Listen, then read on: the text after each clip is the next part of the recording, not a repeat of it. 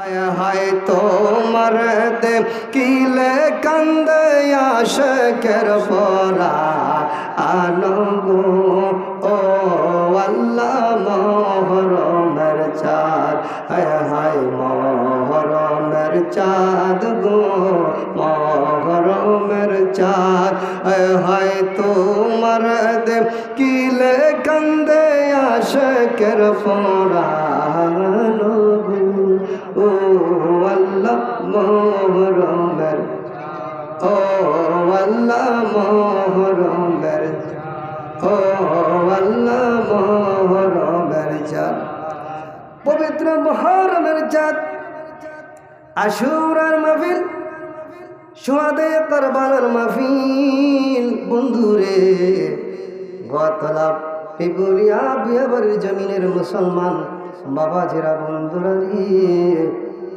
এই পবিত্র আশুরার মাহফিল আসেছি ও বন্ধু জেনে নেন আশুরার মাহফিল কারে কয় আবার আশুরার দিনের তাৎপর্য কি আশুরার দিনের ফজিলত কি আশুরার দিনে আমার আল্লাহ রাব্বুল আলামিন উম্মতে মুহাম্মাদির জন্য কি করণীয় রেখেছে জানার দরকার আছে না নাই এই পবিত্র মুহররমের 10 তারিখ আশুরার দিনে যদি কেউ রোজা পালন করে আমার নবী রাহমাতুল লিল আলামিন হায়াতুন নবী জিন্দা নবী ঘোষণা করে দেয় 40 বছরের গুনাহগুলি আমার আল্লাহ ক্ষমা করে দিবে বলেন সুবহানাল্লাহ কত বছরের 40 বছরের শুধু তাই নয় এই আশুরার দিন মুহররমের 10 তারিখ যদি কেউ রাত্রে ইবাদত করে বندگی করে আমার আল্লাহ রাব্বুল আলামিন 7 আসমান সমান সওয়াব তারে দান করেন অর্থাৎ সমস্ত ফেরেশতাগণের সমান সওয়াব আমলনামার মধ্যে লিখে দেয় আল্লাহু আকবার 4 রাকাত নামাজ 4 রাকাত নফল নামাজ যদি কেউ পড়ে প্রথম 4 রাকাত নফল নামাজের মধ্যে প্রত্যেক রাকাতে সূরা ফাতিহা একবার পড়ার পরে 50 রাকাত 50 বার সূরা ইখলাস শরীফ যদি কেউ পাঠ করে নেয় এইভাবে 4 রাকাত নামাজ যদি কেউ আদায় করে যায় আমার নবী কামলেওয়ালা বলেন 50 বছরের আগে পিছের গুনাহগুলি আল্লাহ মাফ করে দিবেন আল্লাহু আকবার এই পবিত্র আশুরার দিন মুহররমের 10 তারিখ এই শুহাদে কারবালার দিন আশুরার দিন আমার আল্লাহ পাক রব্বুল আলামিন মুমিন বান্দাদেরকে যদি কোনো প্রেমিক গোসল করিব মৃত্যু ব্যতীত মরণ ব্যতীত সমস্ত বিমার থেকে আমার আল্লাহ রক্ষা করে দিবেন কোনো রোগ হইব না আল্লাহু আকবার গোসলের পরে সুরমা লাগাবে চোখে কি লাগাবে আমরা ঈদের দিন আসলে সুরমা লাগাই কি লাগাই নাই বাদান আশুরার দিন সুরমা লাগাবে চোখের মধ্যে আমার নবী রাহমাতুল লিল আলামিন হায়াতুন নবী কয় যদি কোনো ব্যক্তি আশুরার দিন চোখে সুরমা ব্যবহার করবে সুরমা লাগাবে তার দৃষ্টি শক্তি কোনোদিন হারাইবে না দৃষ্টি শক্তি হারাবে না শুধু তাই নয় এই আশুরার দিন যদি কেউ রুগ্ন ব্যক্তিকে দেখতে যায় মুহররমের 10 তারিখে রোগী দেখতে যায় আমরা রোগী দেখতে যাই কি যাই না মুসলমানদের মধ্যে 6টা হক আছে এর মধ্যে একটা হক হইল অসুখ হইলে এক মুসলমান আরেক মুসলমানদেরকে দেখতে যাওয়া রোগী দেখতে যাওয়া একটা হক কথা বলেন ঠিক না আশুরার দিন যদি কোনো ব্যক্তি রোগীকে দেখতে যায় আমার আল্লাহ রাব্বুল আলামিন তাহাকে সমস্ত দুনিয়ার যত রুগ্ন ব্যক্তি আছে সকলকে দেখার সওয়াব দিয়া দেয় আল্লাহু আকবার এই দিনে যদি কোনো এতিমদের মাথার মধ্যে হাত বোলানো হয় আমার নবী কয় সমস্ত দুনিয়ার যত এতিম আছে সমস্ত এতিমদেরকে ভালোবাসিল ওই ব্যক্তি শুধু তাই নয় যদি কোনো ক্ষুধার্ত ব্যক্তিকে আহার করায় প্রাণ করায় আমার নবী কয় तमाम পৃথিবীর মধ্যে যত ক্ষুধার্ত ব্যক্তি আছে সমস্ত ক্ষুধার্ত ব্যক্তিকে সে যেন পেট ভরায়া খাওয়াইল। আল্লাহু আকবার। বন্ধুরে, এই আশুরার দিন কেন এত শান, কেন এত মান, এত মর্যাদার ফজিলত কেন জাননি? আমার রাব্বুল আলামিন এই আশুরার দিনে মুহররমের 10 তারিখে লৌহ কলম সৃষ্টি করেছেন, আসমান জমিন সৃষ্টি করেছেন। বলেন সুবহানাল্লাহ। আদম আলাইহিস সালামের তওবা কবুল করেছেন। 300 মতান্তরে 350 বছর বাবা আদম হাওয়া কাঁদলেন, কঠিন পরীক্ষা দিয়েছে আমার আল্লাহ, পরীক্ষাটা পাস করেছে। এই পরীক্ষার মাধ্যমে আল্লাহ যেদিন কবুল করেছিল, আমার নবীর দোহাই দেওয়ার পরে যেদিন কবুল করেছিল, সেই দিনটি হলো মুহররমের 10 তারিখ, আশুরার দিন। বলেন আল্লাহু আকবার। শুধু তাই নয়, এই দিনে আশুরার দিনে মুহররমের 10 তারিখে আমার আল্লাহ রাব্বুল আলামিন জিবরাইল আলাইহিস সালাম এবং মুকররম ফেরেশতাগণ সহ ইব্রাহিম আলাইহিস সালাম, আদম আলাইহিস সালামকে আমার আল্লাহ সৃষ্টি করা হয়েছে। আল্লাহু আকবার। ঈসা নবীর দোয়া আল্লাহর দরবারে কবুল হয়েছিল। ঈসা নবী বলছিল, আল্লাহ গো,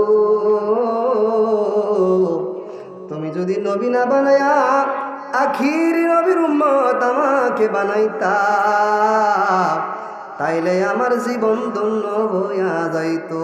আমার আল্লাহ কয়, ঈসা নবী গো, তুমি তো আমার নবী, আমার বউ ঈসা নবী তোমার জবান তো পবিত্র, এই জন্য ঈসা নবীকে আমার আল্লাহ কবুল করেছে, দোয়াটা কবুল করেছে। এই দিনে মুহররম মাসের 10 তারিখ শুক্রবার দিন, আশুরার দিন আমার আল্লাহ কবুল করে আকাশে উঠে নিয়েছে। বলেন আল্লাহু আকবার। ইব্রাহিম আলাইহিস সালামকে নমরুদের আগুন থেকে আমার আল্লাহ রক্ষা করেছেন এই মুহররমের 10 তারিখ আশুরার দিন। মূসা আলাইহিস সালামকে শত্রুরা 3 দিকে ঘেরাও করেছেন, 3 দিকে ঘেরাও করেছে। একদিকে দরিয়া, নীল দরিয়া। সাথীরা ডাক দেয়, কই হুজুর, 3 দিকে দরিয়া, 3 দিকে আমাদেরকে শত্রুরা ঘেরাও করেছে, একদিকে দরিয়া পার হব কেমনে? কেমনে আমরা এখান থেকে মুক্তি পাইব? কোথায় পালিয়ে যাইব? পালিয়ে যাওয়ার রাস্তা তো আমাদের নাই। মুসা নবী কয়, না না না, টেনশন করিও না, পালাইবার রাস্তা আছে, আমাদের মালিক আমাদেরকে পালাইবার রাস্তা করে দিবেন। বলেন আল্লাহু আকবার। আমার আল্লাহ মূসা আলাইহিস সালামকে ডাক দেয়, কয় বন্ধু রে বন্ধু, হাতের লাঠিটা দিয়ে আই, নীল দরিয়ার মধ্যে তুমি একটু রেক দিয়ে দাও, আঘাত করো। সঙ্গে সঙ্গে আঘাত করার রেক দেওয়ার সাথে সাথে রাস্তা হয়ে গেল, ওই রাস্তা দিয়ে পার হয়ে গেল। শত্রুরা যখন নামলো, শত্রুর ফেরাউনের দলবল সহ, তখন এখানে কি হলো? ডুবিয়া সবাই মারা গেল। আল্লাহু আকবার। আইয়ুব আলাইহিস সালামকে আল্লাহ কুষ্ঠ রোগ থেকে মুক্তি দিয়েছেন এই আশুরার দিন, মুহররমের 10 তারিখ শুক্রবার।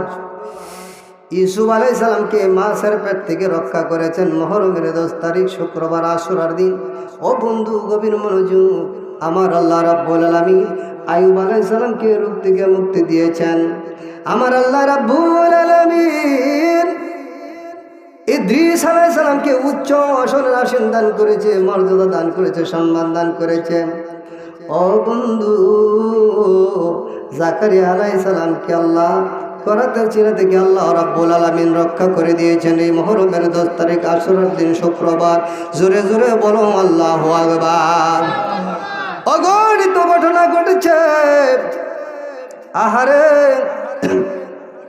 যেই কঠিন ঘটনা কারবালার জমিনের মধ্যে ঘটেছে, এই কারবালার ঘটনা বললে পরে নবীর প্রেমী যারা, গো আহলে বায়াত প্রেমী যারা, নবীর আশিক যারা, আহলে বায়াতের আশিক যারা, প্রেমী যারা, তাদের হৃদয়টা কম্পিত হয়ে যায়। কথা বলেন ঠিক না? এই মুহররমের চাঁদ আসলে ঐতিহাসিক ঘটনা, হৃদয় বিদারক ঘটনা, কারবালার জমিনে যে ঘটনাটা ঘটেছে, যে নবীর জন্য আরশ করছিল, কলম, আগুন, পানি, মাটি, বাতাস সব কিছু সৃষ্টি হয়েছে, ওই নবীর আদরের কলিজার টুকরা নাতি ইমাম হুসাইন রাদিয়াল্লাহু তাআলা আনহুকে কারবালার জমিনে বালুর চরের মধ্যে কেসরে শাহাদাত বরণ করে দিয়েছেন, শহীদ করে দিয়েছেন। এই কুখ্যাত এজিদের দলে কথা বলেন ঠিক কিনা? এই কারবালার মাহফিল বন্ধুরা, আমার নবী হায়াতুন নবী জিন্দা নবী রাহমাতুল লিল আলামিন যে নাতির ব্যাপারে বলেছেন, মান আহাব্বাল হাসান ওয়াল হুসাইন ফাকাদ আহাব্বানি ওয়া মান আবগাদাহুমা ফাকাদ আবগাদানি। যে আমার হাসান হুসাইনকে মহব্বত করলো রে, আমাকে যেন সে মহব্বত করলো। আর যারা তাদেরকে কষ্ট দিল সে যেন আমি রসুলের প্রাণে কষ্ট দিল। আর কেউ যদি তাদের কষ্ট দেই তবে কষ্ট আমি পাই। কষ্ট দিল মা ফাতিমাকে, বল কষ্ট দিল মা ফাতিমাকে, বল কেউ যদি তাদের কষ্ট দেই তবে নবীজি কষ্ট পায়। কষ্ট দিল মা ফাতিমাকে, বল কষ্ট দিল মা ফাতিমাকে। জোরে বলি আল্লাহু আকবার। এই জন্য আমার আল্লাহ রাব্বুল আলামিন পবিত্র কালামে কারীমের মধ্যে আমার আল্লাহ ঘোষণা করে বলেন, قل لا أسألكم عليه أجرا إلا المودة في القربى। জোরে বলি আল্লাহু আকবার। হাবিব আপনি বলে দিন, ইসলাম প্রতিষ্ঠিত হওয়ার বিনিময়, তায়েফের ময়দানে মার খাওয়ার বিনিময়, রক্ত ঝরানোর বিনিময়, উহুদের ময়দানে দন্ত মোবারক শহীদ করার বিনিময়, বন্ধুরে আমি তোমাদের কাছে কিছুই প্রতিদান চাই না, কিছুই চাই না, একমাত্র ইল্লাল মাওয়াদ্দাতা ফিল কুরবা, আমার প্রিয় আমার আহলে বায়াতের মহব্বত ব্যতীত। আল্লাহু আকবার। একমাত্র আহলে বায়াতের মহব্বত চাই। কি চাই? আহলে বায়াতের মহব্বত আমাদের অন্তরে চাই কি চাই না? আছে না নাই? নামাজি যারা নামাজ পড়ে তারা আহলে বায়াতকে নামাজের মধ্যে আহলে বায়াতকে স্মরণ করে কি করে নাই? সালাম দেয় কি দেয় নাই? কি কোন জায়গার মধ্যে দেয়? আল্লাহুম্মা সাল্লি আলা মুহাম্মাদিন ওয়া আলা আলে মুহাম্মাদ। এবার কয় কি কয়নি? তাদের মোহব্বত নামাজের মধ্যে আমার আল্লাহ ঢুকাই দিয়েছেন। কিংবা দেখেন ওয়ালা আলি সাইয়্যিদিনা মুহাম্মাদ ওয়ালা আলি সাইয়্যিদিনা মুহাম্মাদ আল্লাহুম্মা সাল্লি লা মুহাম্মাদ ওয়ালা আলি সাইয়্যিদিনা মুহাম্মাদ ওয়ালা আলি সাইয়্যিদিনা মুহাম্মাদ। জোরে জোরে বলি আল্লাহু আকবার। এবার ইমাম হুসাইন রাদিয়াল্লাহু তাআলা আনহু এজিদ যখন ক্ষমতার মধ্যে গেলেন, মাবিয়া রাদিয়াল্লাহু তাআলা আনহু ওফাত করার পরে সিংহাসনে বসেছেন এজিদ, মিস্টার এজিদ। সে বড় কুখ্যাত ছিল, চরিত্র ভালো ছিল না। এজিদ সিংহাসনে বসার পরে মানুষকে বায়াত হওয়ার জন্য আহ্বান করছেন। কুফার জমিনের মানুষ যখন জানতে পারল যে ইমাম হোসাইন রাজি নয়, ইমাম হোসাইন ইজিদের বায়াত গ্রহণ করতে চায় না। তখন কুফার জমিনের মানুষ কয়, রাসূলুল্লাহর নাতি ইমাম হোসাইন যদি না আসে, না ইজিদকে না মানে, আমরাও ইজিদকে মানতে রাজি নয়, মানব না। বাস্তব কাহিনী। কুফার জমিন থেকে চিঠি পাঠানো শুরু করে দিল। কুফাবাসীরা একের পর এক মদিনা চিঠি পাঠায় ইমাম হুসাইন রাদিয়াল্লাহু তাআলা আনহুর কাছে। চিঠি পাঠানো শুরু করলেন। অহরহর চিঠি আসতেছে, একটা না, দুইটা না, পাঁচটা না, 7টা না, 50টা, 70টা, 100 না, 150 চিঠি আসতে আসতে ইমাম হুসাইন রাদিয়াল্লাহু তাআলা আনহুর কাছে পৌঁছে গেছে। 150 কত? 150, 150 চিঠি আসছে। ইমাম হুসাইন রাদিয়াল্লাহু তাআলা আনহু 150 চিঠি পাইয়া এখন আর স্থির থাকতে পারল না। তিনি কি করলেন? পাল্টা একটা চিঠি লিখলেন, হে কুফাবাসীরা, তোমাদের চিঠি এত এত চিঠি আমার কাছে আসলো, আমি যাইতে বাধ্য হব। তবে জেনে রাখো, তোমরা যদি আমাকে ভালোবাসা থাকো, আমাকে ভালোবাসো, রাসূলুল্লাহর নাতি হিসাবে আমাকে মহব্বত করো, তাইলে আমি যাব। আমি যাওয়ার আগে আমার চাচাতো ভাই ইমাম মুসলিমকে তোমাদের দেশে তোমাদের কাছে পাঠাবো। তোমরা যদি তার হাতে বায়াত গ্রহণ করো, তোমরা যদি তার হাতে বায়াত গ্রহণ করো, তাইলে ভালো অবস্থা জানলে আমার ভাই আমাকে জানাবে, আমি চলে যাব। চলে গেলেন। ইমাম মুসলিমকে বলেন, ভাই তুমি চলে যাও কুফা নগরীতে, গিয়া যাইয়া দেখবা যদি অবস্থা ভালো হয়, তারা যদি ইজিদকে সারিয়ে আমার পক্ষে আসে, তোমার হাতে বায়াত গ্রহণ করে, তাইলে আমার কাছে চিঠি লিখবা, আমি চলে যাব, আমি যাব। ইমাম মুসলিম রওনা হইলেন কুফার দিকে। কোন দিকে? কুফায় রওনা হইলেন। ইবনে জিয়াদ যখন জানতে পারল যে ইমাম মুসলিম কুফায় আগমন করেছেন, জায়গায় জায়গায় সৈন্য মোতায়েন করে দিল, ঘোষণা করে দিল যে যে জায়গায় ইমাম মুসলিমকে পাওয়া যায় তাকে গ্রেফতার করে ইবনে জিয়াদের দরবারে নিয়ে আসতে হবে। তখন ইমাম মুসলিম রাদিয়াল্লাহু তাআলা আনহুর কাছে 2টা আদরের সন্তান ছিল, ইব্রাহিম এবং মোহাম্মদ কাসেম। ইব্রাহিম এবং মোহাম্মদ রাদিয়াল্লাহু তাআলা আনহু এই 2 সন্তান বাবাকে অত্যন্ত মহব্বত করতেন, অত্যন্ত ভালোবাসতেন। এই ভালোবাসার কারণে 2 ভাইকে এই কুফা মুসাফির অবস্থায় সফরে নিয়ে গেলেন, কুফায় নিয়ে গেলেন। তিনি এই 2 সন্তানকে নিয়ে যখন আমানত হিসাবে রাখলেন কাজী শরীহের ঘরে, কাজী সাহেবের ঘরে রাখিয়া তিনি যখন কুফা নগরীতে আগমন করলেন, তখন এই যে যারা চিঠি দিয়েছিল 150 মতো, সবাই আস্তে আস্তে আস্তে আস্তে জমায়েত হইতে হইতে 12,000-এর মতো বায়াত গ্রহণ করেছে। কত হাজার? 12,000। কি কম নি? অনেক বেশি না? 12,000-এর মতো মানুষ বায়াত গ্রহণ করেছে। হওয়ার পরে ইমাম মুসলিম রাদিয়াল্লাহু তাআলা তিনি আবার চিঠি লিখছেন মদিনা, হে আমার ভাই হুসাইন, আমি কুফা নগরীতে আসার পরে আমার হাতে 12,000-এর মতো মানুষ বায়াত গ্রহণ করেছেন, অত্যন্ত নম্র ব্যবহার করেছেন, অত্যন্ত ভালোবাসার মধুর ব্যবহার করেছেন, আমাকে তারা স্বাচ্ছন্দ্যে গ্রহণ করে নিয়েছেন, আমার অনেক অনেক মহব্বত ভালোবাসা, আমাকে তারা আদর যত্ন করতেছেন, অবস্থা অনেক ভালো, আপনি অতি শীঘ্রই অতি তাড়াতাড়ি কুফার জমিনে আসেন। এই চিঠি ফাটাইয়া দিল মদিনা। এরপর বড়ই চিঠি তো চলেই গেছে।